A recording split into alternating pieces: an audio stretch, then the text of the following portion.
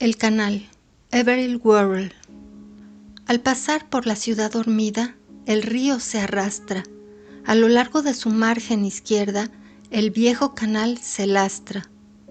Yo no pretendía que eso rimase, aunque el escenario es poético de una manera sombría, horripilante, como los poemas de Poe. Lo conozco demasiado bien. He paseado con demasiada frecuencia por el camino cubierto de hierba, junto al reflejo de los árboles negros y las chabolas medio derruidas, y las lejanas chimeneas de las fábricas en las perezosas aguas que se movían tan despacio y dejaban de moverse del todo. Siempre he tenido afición al vagabundeo nocturno. Como raza, los seres humanos hemos llegado a ser demasiado inteligentes para tomar en serio cualquiera de los antiguos e instintivos miedos que nos protegieron a través de las generaciones precedentes. La única salvación que nos queda, por tanto, se ha convertido en nuestra tendencia a viajar en rebaño. Erramos por la noche, pero nuestro objetivo está en alguna parte, en las calles bien alumbradas, o a lo sumo, en algún sitio donde los hombres no van solos. Cuando viajamos a un lugar lejano, lo hacemos acompañados. A pocos de mis conocidos, a pocos en toda esta ciudad, les gustaría andar a medianoche por el camino descubierto de hierba del que he hablado, no porque tengan miedo de hacerlo, sino porque semejantes cosas no se hacen ahora. Es peligroso ser distinto, es peligroso apartarse del camino, porque los miedos que protegieron a la raza humana en los albores del tiempo y a través de los siglos estaban fundados en la realidad. Hace un mes yo era un extraño aquí. Acababa de empezar mi primer trabajo. En la primavera, tan solo 3 meses antes, me había graduado. Me sentía solo y lo más probable es que me siguiese sintiendo así durante algún tiempo, pues he sido siempre de carácter solitario. Me habían invitado al campamento de un compañero de trabajo en la empresa en la que estaba colocado. Un campamento que estaba situado en el lado más distante del anchuroso río, del otro lado de la ciudad y del canal, donde la orilla era escarpada y cortada a pico y muy frondosa, y donde las pequeñas tiendas de campaña brotaban como florecillas a lo largo de los márgenes. Aquella orilla no era un lugar como para gustarle a un hombre excéntrico y solitario, pero la orilla más próxima, que habría parecido horrible a los campistas de no haber sido el río tan ancho, esa orilla más próxima me atrajo a mí desde que la vislumbré por primera vez. Nos embarcamos en una lancha a motor a cierta distancia río abajo y remontamos por la orilla más próxima para luego apartarnos de ella y cruzar la corriente. Volví la vista hacia atrás. La negrura del agua estancada que constituía el canal, el revoltijo de edificios bajos que había más allá, la estrecha lengua de tierra, solitaria, plana, baldía, entre el canal y el río, los oscuros y dispersos árboles que allí crecían. Eso es lo que vi, y me propuse ver más de todo ello. Aquel fin de semana me aburrí, pero desquité ya el lunes por la noche, la primera noche en que de vuelta a la ciudad estaba solo y libre. Cené en solitario. Tan pronto como salí de la oficina, luego volví a mi habitación, donde dormí desde las 7 hasta cerca de medianoche. Me desperté entonces de forma natural, pues estaba impaciente por explorar la seductora soledad que había descubierto. Me vestí, salí de casa sin que me vieran, y en la calle puse en marcha el motor de mi coche. Cuando aparqué en una calle pavimentada con guijarros y llena de baches que descendían directamente a las aguas negras como la tinta del canal, y crucé un estrecho puente, me sentí recompensado. A los pocos minutos estaba pisando el antiguo camino. Mientras caminaba en dirección contraria a la corriente, Las miserables chabolas en las que vivía gente miserable del otro lado del canal parecían caminar conmigo y luego se quedaban atrás. El puente que había cruzado estaba cerca del final de la ciudad, yendo hacia el norte, mientras que el canal marcaba su extremo occidental. Después de andar 10 minutos, las miserables chabolas quedaron atrás. El río estaba más lejos y la franja de tierra baldía era más ancha y estaba más poblada de árboles, por cierto, de aspecto sórdido. Lejano y débil llegó a mis oídos el sonido de una campana de la ciudad. Era medianoche. Me paré, disfrutando de la desolación. Tenía el sabor que había previsto. Permanecí algún tiempo mirando el firmamento, observando el lento desplazamiento de las nubes, que eran visibles gracias al reflejo opaco y difuso de las lejanas luces del centro de la ciudad, por lo que parecían tener una misteriosa fosforescencia. El suelo, por el contrario, estaba totalmente desprovisto de luz. Había avanzado a tientas, con mucho cuidado, reconociendo el borde del canal, en parte por instinto, en parte por la aún más perfecta negrura de sus aguas, y manteniéndome bastante bien dentro del camino, porque estaba sensiblemente hundido respecto del terreno de al lado. Ahora bien, mientras estaba inmóvil en ese sitio, con los ojos vueltos hacia arriba y la mente vagando sobre extrañas fantasías, de repente mi sensación de satisfacción dio paso a algo diferente. El miedo era una emoción desconocida para mí, pues siempre me había sentido atraído por las cosas que dan miedo al hombre. Pero entonces, a lo largo de toda mi espina dorsal, percibí una sensación de escozor, de estremecimiento, como la que mis antepasados debieron sentir cuando se les erizaba el pelo de la espalda. Sabía que había unos ojos mirándome. Estaba enteramente quieto, con la cara vuelta hacia el firmamento, aunque con esfuerzo pude dominarme, muy despacio, para propiciar al poseedor de los ojos invisibles con mi actitud despreocupada. Bajé los míos, miré hacia adelante, a la silueta levemente oscilante de las copas de los árboles, a la negrura que era el canal, donde el reflejo de las nubes centelleaba confusamente y luego desaparecía. Cuando me acostumbré a la oscuridad, discerní el contorno de un viejo barco o barcaza medio hundido en el agua. Pero ¿estaba yo soñando o había allí una figura vestida de blanco, sentada en el techo del achatado camarote de popa, un pálido rostro en forma de corazón resplandeciendo de manera extraña desde la oscuridad? Por supuesto, no podía haber duda en cuanto a los ojos. Brillaban como los ojos de los animales en la oscuridad, con un resplandor tenue, y la verdad es que yo había oído contar que algunos ojos humanos tienen esa cualidad por la noche. Aquel rostro tan delicadamente moldeado era el de una joven, sin la menor duda. La veía cada vez más y más claro, o bien porque mis ojos se habían acostumbrado a escudriñar la más profunda tiniebla, o a causa de aquella fosforescencia de los ojos que me devolvía la mirada fijamente. Levanté la voz suavemente, a fin de no romper demasiado el silencio de la noche. «Hola, ¿quién está ahí? ¿Estás perdida o te has quedado incomunicada? ¿Puedo ayudarte?» Hubo una breve pausa. Empecé a notar un leve chapoteo en mis pies. El viento nocturno agitaba las oscuras aguas. El sudor me petrificaba, de manera que empecé a tiritar sin poder dominarme.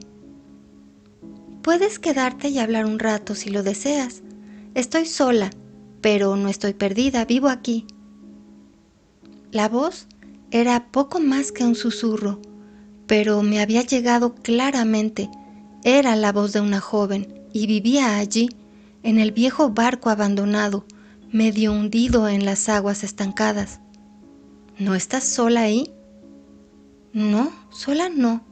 Mi padre vive aquí conmigo, pero está sordo y duerme muy profundamente. Se había hecho el viento nocturno aún más frío, como si nos llegase de un mar invisible y congelado, o es que había algo en su tono que me helaba, al mismo tiempo que una extraña atracción me empujaba hacia ella. Yo quería aproximarme, perderme en los brillantes ojos que había visto relucir en la oscuridad. Quería, sí, tomarla entre mis brazos, besarla. Di un imprudente paso para acercarme más. ¿Podría pasar a donde tú estás?, pregunté. No me importa mojarme, es tarde, lo sé, pero me gustaría sentarme y charlar, aunque sea unos minutos, antes de volver a la ciudad. Fue la inconveniencia de mi petición lo que hizo que sus palabras pareciesen un prolongado estremecimiento de protesta. Había algo extraño en la modulación de su voz que me asombraba cada vez que hablaba.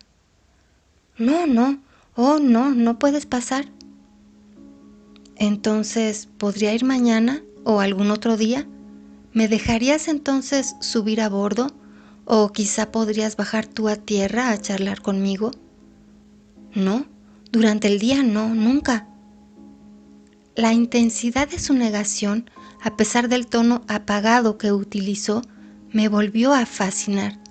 No era, por tanto, lo impropio de la hora lo que le había dictado su comportamiento, pues, evidentemente, cualquier chica con el menor sentido de lo que se debe o no hacer hubiese preferido citarse durante el día que después de medianoche.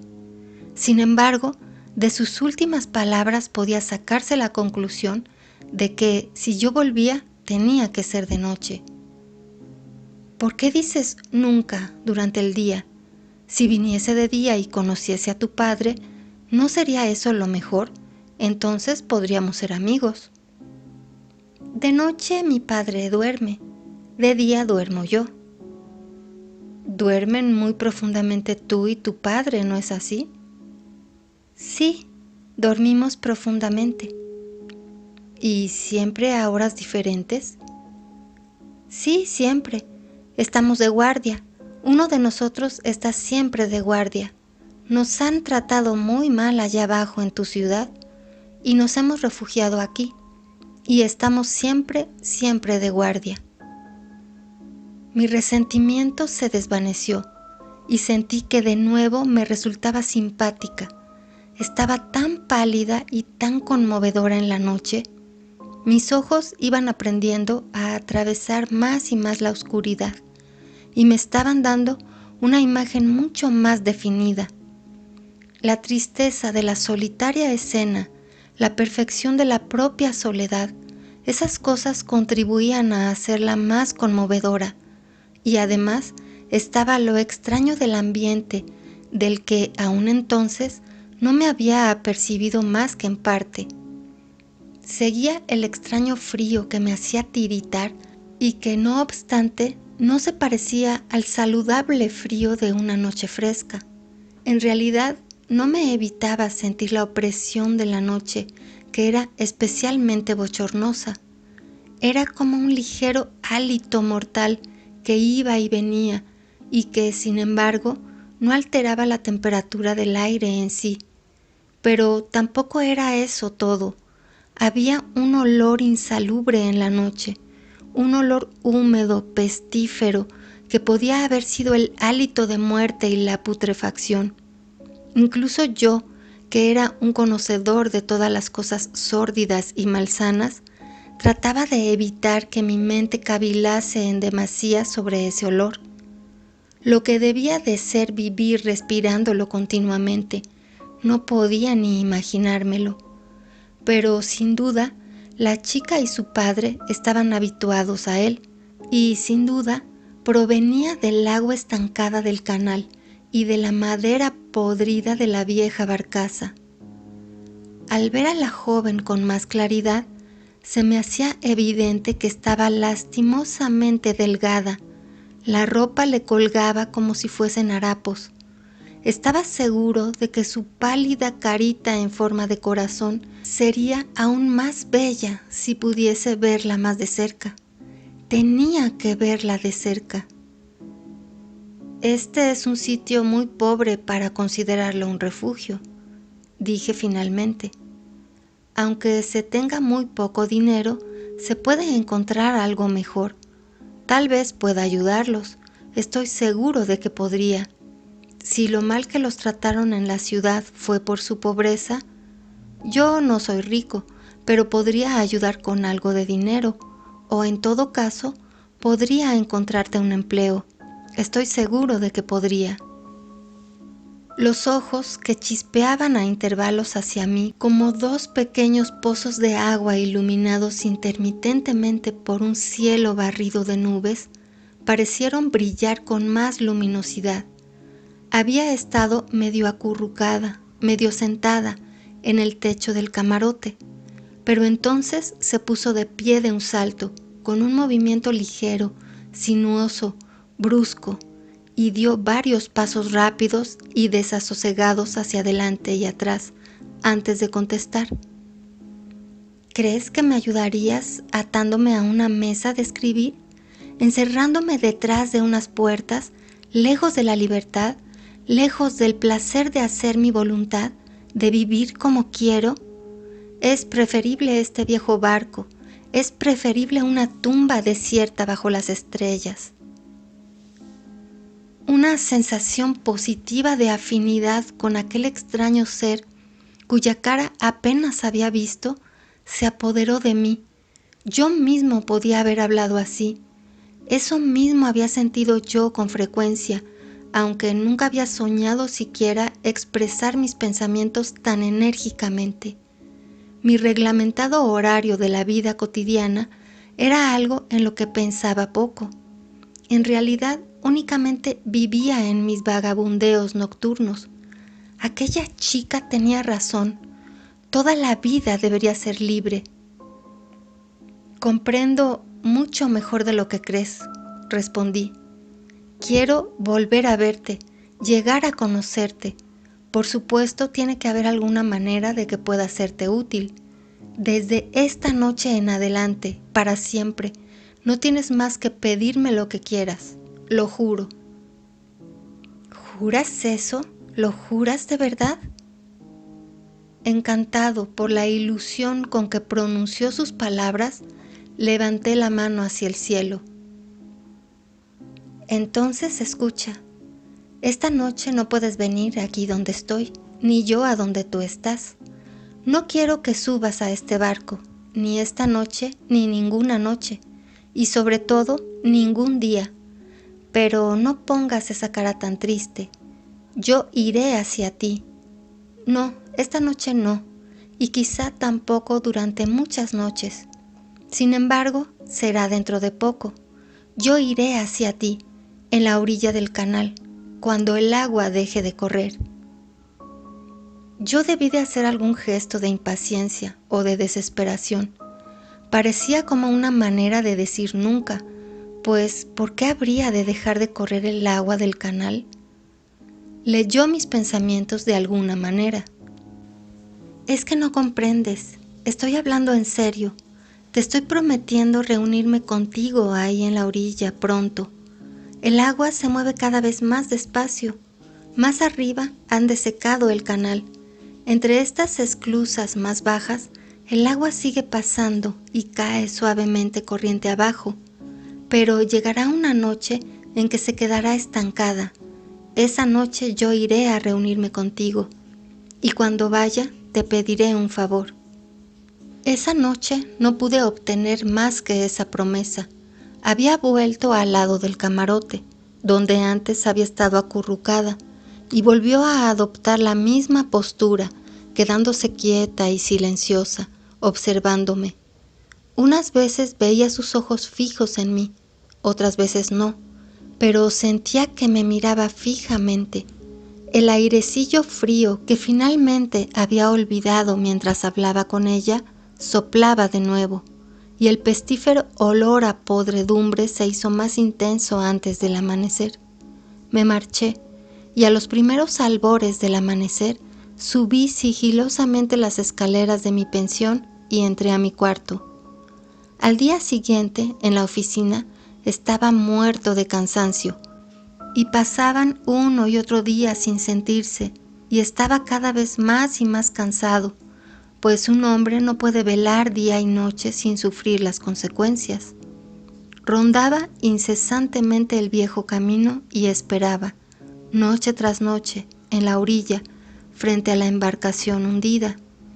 Unas veces veía a mi dama en la oscuridad, pero otras no.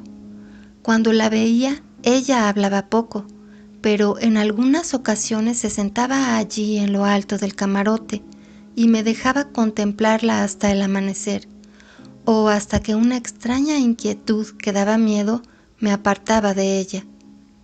Entonces volvía a mi habitación, donde me agitaba inquieto en el calor y soñaba extraños sueños medio despierto, hasta que entraba el sol y me daba en la frente. En cierta ocasión le pregunté por qué había puesto la fantástica condición de que no bajaría a tierra a encontrarse conmigo hasta que el agua del canal dejase de correr. Con qué afán observaba yo esas aguas, cómo me escabullí más de una vez al mediodía, no para acercarme al viejo barco, sino para observar el casi imperceptible navegar de las burbujas, las pajitas, las ramitas, los desperdicios. Pero mis preguntas la molestaron.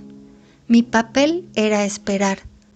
Fue algo más de una semana después cuando volví a hacerle una pregunta, pero esta vez sobre un tema diferente, y después de eso reprimí firmemente mi curiosidad. Nunca me hables de cosas que no entiendes de mí, o no volverás a verme. Le había preguntado qué tipo de persecución habían sufrido ella y su padre en la ciudad, como para ir a parar a aquel lugar tan solitario, y en qué sitio de la ciudad habían vivido. Temeroso de perder el terreno que estaba seguro había ganado con ella, iba a ponerme a hablar de otra cosa, pero antes de encontrar las palabras me llegó de nuevo su tenue voz. Fue horrible, horrible. Dime, ¿acaso no son esas casas de debajo del puente, esas casas que hay a lo largo del canal peores que mi barco? La vida allí era recluida y sigilosa. Yo no era libre como lo soy ahora, y la libertad que pronto tendré me hará olvidar las cosas que aún no he olvidado.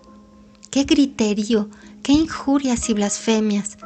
Piensa lo mucho que te gustaría estar encerrado en una de esas casas y temiendo por tu vida. No me atreví a contestarle.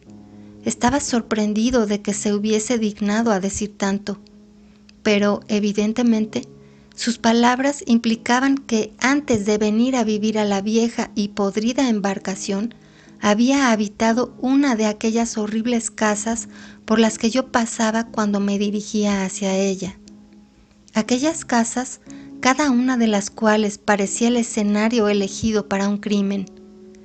Cuando me separé de ella aquella noche, me pareció que había estado muy osado, y sin embargo, al día siguiente, mis pensamientos se vieron claramente perturbados por primera vez. Había estado viviendo un sueño, y empecé a especular en cuanto a dónde me conduciría. Para entonces me había hecho francamente impopular en mi lugar de trabajo. No es que me hubiese creado enemigos, pero mis absurdas costumbres habían dado lugar a muchos comentarios adversos.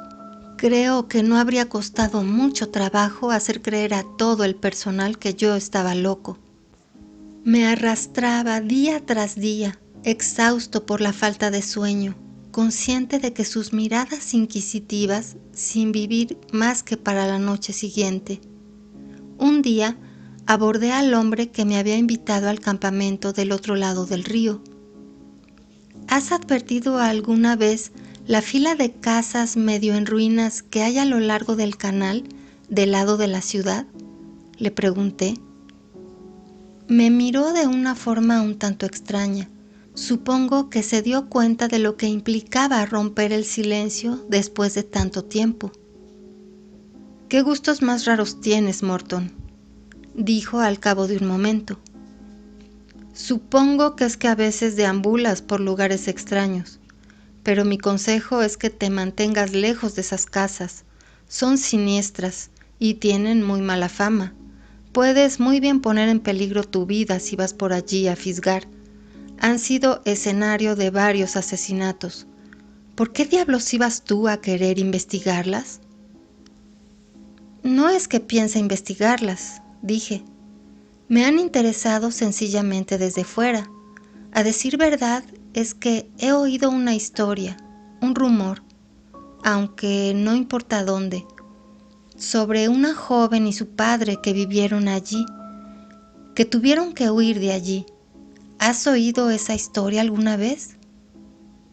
Barrett me miró de forma extraña, como se mira al hablar de algo horrible que ha pasado, pero que es tan espantoso que el mero hecho de mencionarlo hace revivirlo.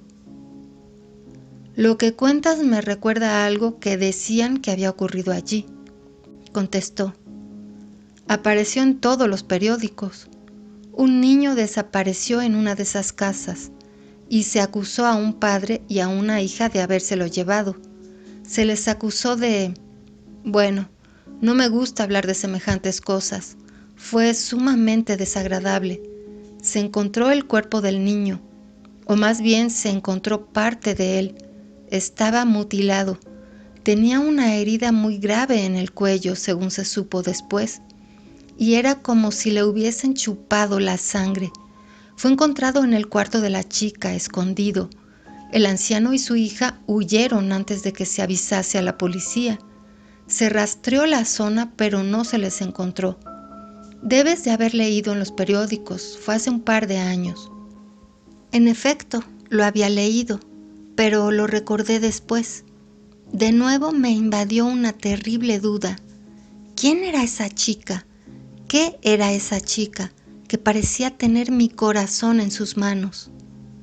Embotado por el agotamiento, ofuscado por un horrible encantamiento, no tenía la cabeza para pensar, y sin embargo, un proceso mental semejante al que salva al sonámbulo situado en una altura peligrosa me estaba dando la voz de alarma. Tenía la mente repleta de imágenes tenebrosas. Había mujeres sobre las que había leído y oído hablar que asesinaban por satisfacer su sed de sangre. Había fantasmas, espectros, llámeselos como se quiera.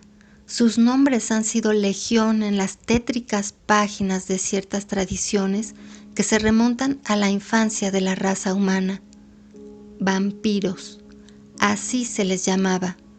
Cadáveres de día, espíritus del mal por la noche.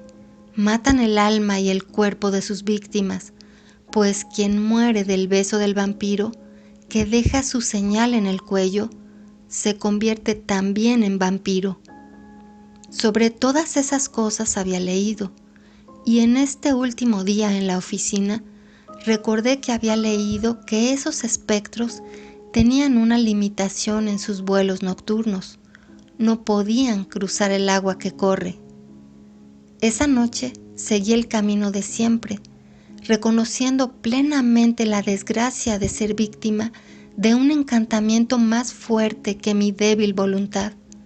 Me acerqué a la zona donde se encontraba la embarcación, en el momento en que el lejano reloj de la ciudad daba la primera campanada de las 12.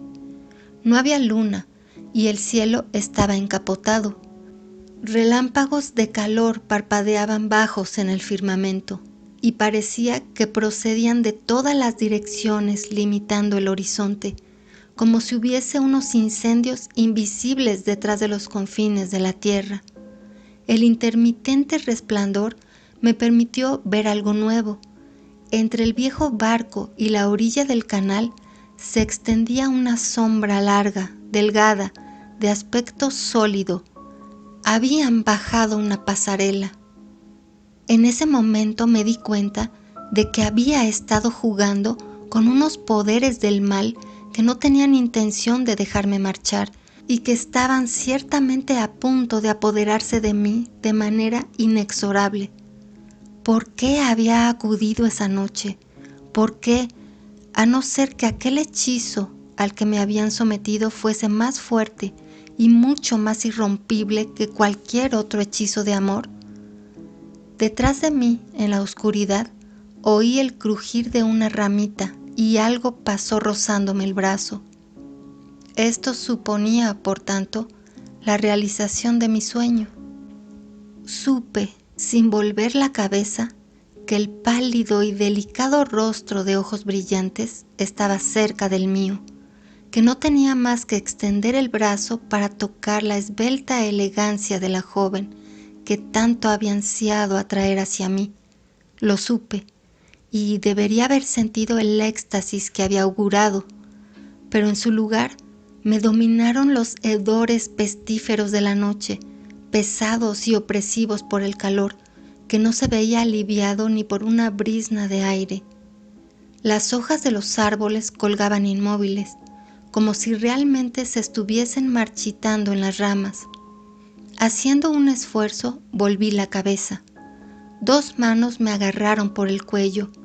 El pálido rostro estaba tan cerca que sentí su respiración en la cara, y de repente todo lo que había de saludable en mi pervertida naturaleza ascendió al grado sumo.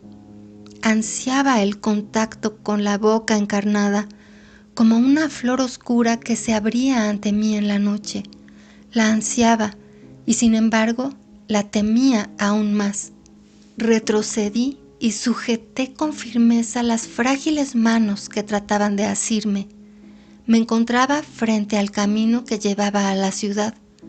El sordo retumbar de un trueno rompió el tórrido silencio de la noche estival. El resplandor de un relámpago pareció rasgar la noche en dos. En lo alto, las nubes corrían locamente, adoptando formas fantásticas, empujadas por un viento que barría las alturas del firmamento, sin producir ni un leve temblor en el aire de más abajo.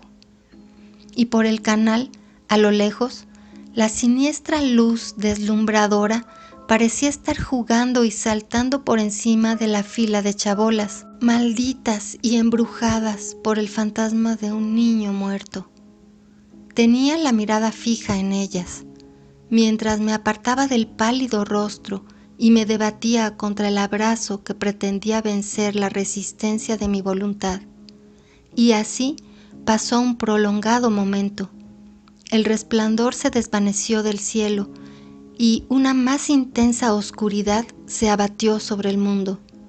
Pero cerca había una luz más amenazadora, fija en mi cara, la luz de 2 ojos que vigilaban los míos, que me habían vigilado mientras yo irreflexivamente contemplaba las oscuras casuchas. Esa joven, esa mujer que había venido a mí porque yo insistentemente se lo había pedido, no me amaba, puesto que yo me había apartado de ella. No me amaba, pero no era solamente eso. Me había observado mientras dirigía la mirada hacia las casas que contenían su oscuro pasado, y estaba seguro de que había adivinado mis pensamientos. Sabía el horror que sentía por esas casas, sabía de mi recién nacido horror por ella, y me odiaba por ello, me odiaba más perversamente. ¿Podría un ser humano abrigar tanto odio como el que yo leí? Mientras mi temblor iba en aumento, en aquellos candentes fuegos encendidos con lo que más me parecía los fuegos del infierno que la luz que debía brillar en los ojos de una mujer, mi calma me abandonó. Al llegar a ese punto comprendí que me habían empujado a una horrible pesadilla de la que no había escapatoria ni vuelta a la realidad.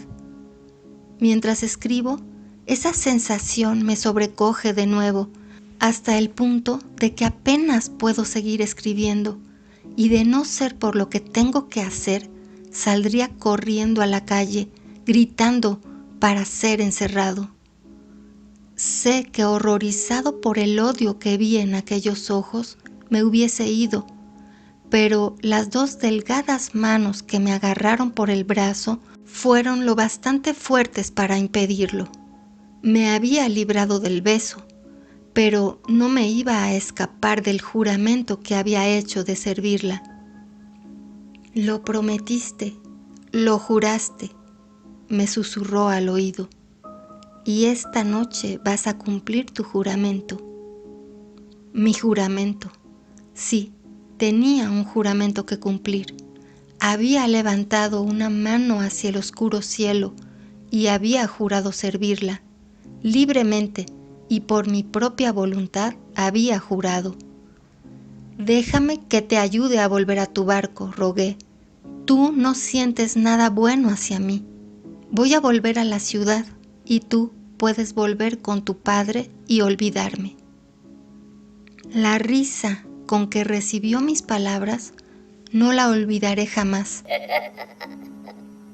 Así que tú no me amas y yo te odio. ¿Acaso crees que he estado esperando todos estos aburridos meses a que se detenga el agua sencillamente para volver ahora? Cuando desviaron el agua hacia el canal mientras dormía, de manera que ya no podría escapar hasta que dejase de correr a causa de lo que soy, cuando la reclusión que compartimos dejó de importarle a mi padre, puedes subir mañana al barco si te atreves y sabrás por qué. Soñé con esta noche. He estado sola, abandonada, hambrienta, pero ahora el mundo va a ser mío y será con tu ayuda. Le pregunté qué quería de mí. Sabía que lo que quería se encontraba en la orilla opuesta del río, donde estaban los campamentos de verano, y en la locura que me produjo el terror me hizo comprender y obedecerla.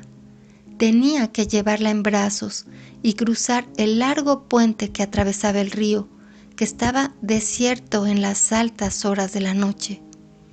El camino de vuelta a la ciudad fue largo esa noche, muy largo. Ella caminaba detrás de mí y yo no volvía la vista ni a la derecha ni a la izquierda, pero al pasar por las casas medio derruidas, las vi reflejadas en el canal y temblé al pensar en el niño. Sé que pisamos el largo y ancho puente que cruzaba el río. Sé que la tormenta estalló ahí y que tuve que luchar por no caerme, y casi me pareció por no perder la vida, a causa del imponente diluvio. Y el horror que yo había invocado lo llevaba en brazos, agarrándose a mí, escondiendo la cabeza en mi hombro. Tan espantosa se había ido haciendo mi compañera que apenas pensaba en ella como mujer.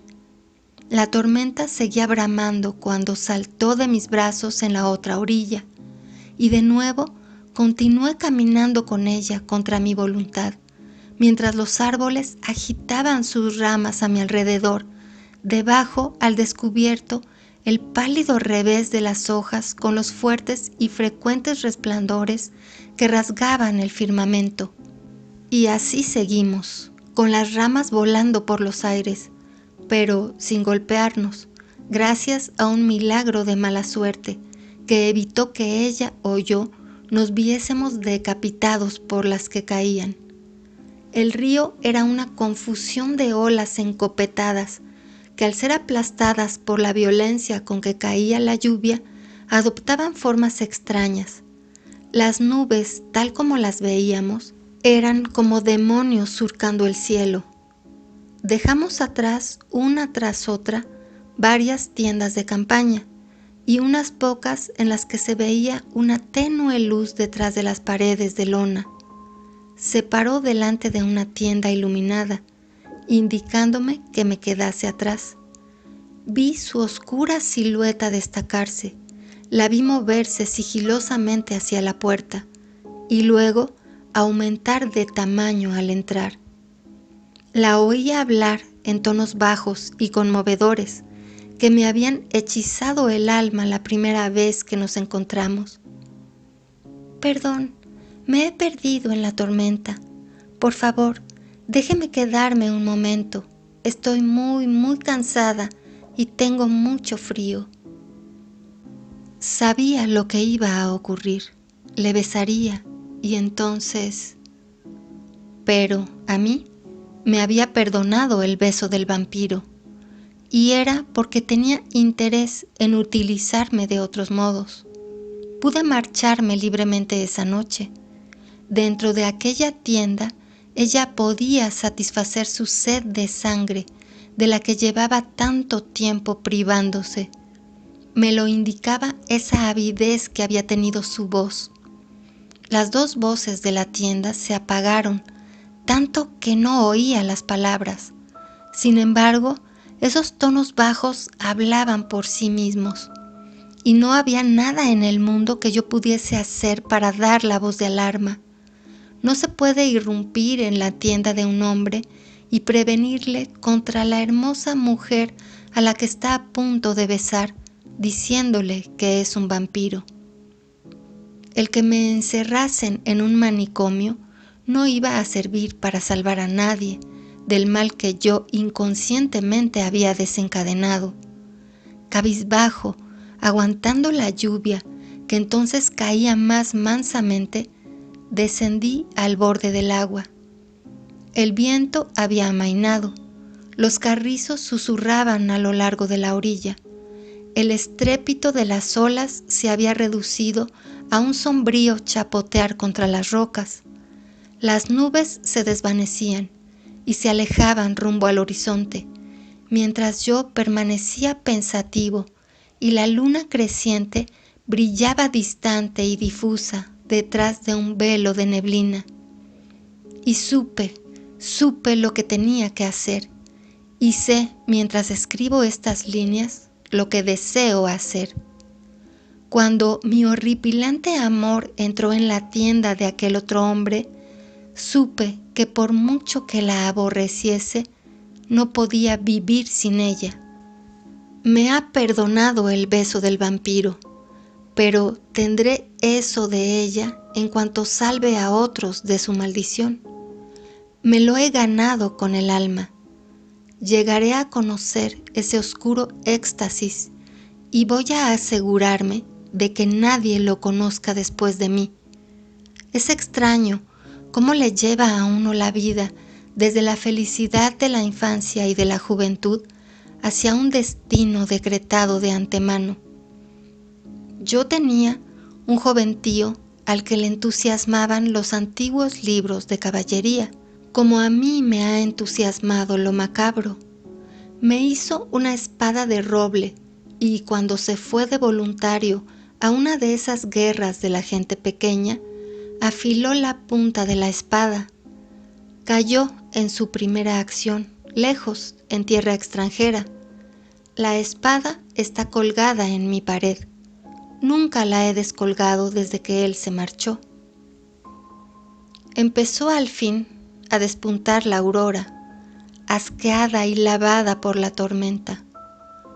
No los vi marcharse, pero sé que su víctima y amante habrá vuelto a cruzar el puente con ella en brazos, por encima del agua que corre. Pues, como es lo que es, tiene que volver a la vieja embarcación del canal. Allí tendrá que dormir hasta la noche, y allí iré a reunirme con ella entonces. Pero llevaré la espada afilada, que mantendré oculta en la penumbra. He vuelto a quedarme contigo para siempre, le diré. Ante mis ojos no puede haber ningún otro rostro de mujer, tan solo el tuyo, en forma de corazón, pálido y bello. Abandonaría el cielo y me iría al infierno por un beso tuyo, y me alegraría de ello. Bésame ahora. Y entonces tomaré la espada de madera, fatal para todos los vampiros, y la mataré.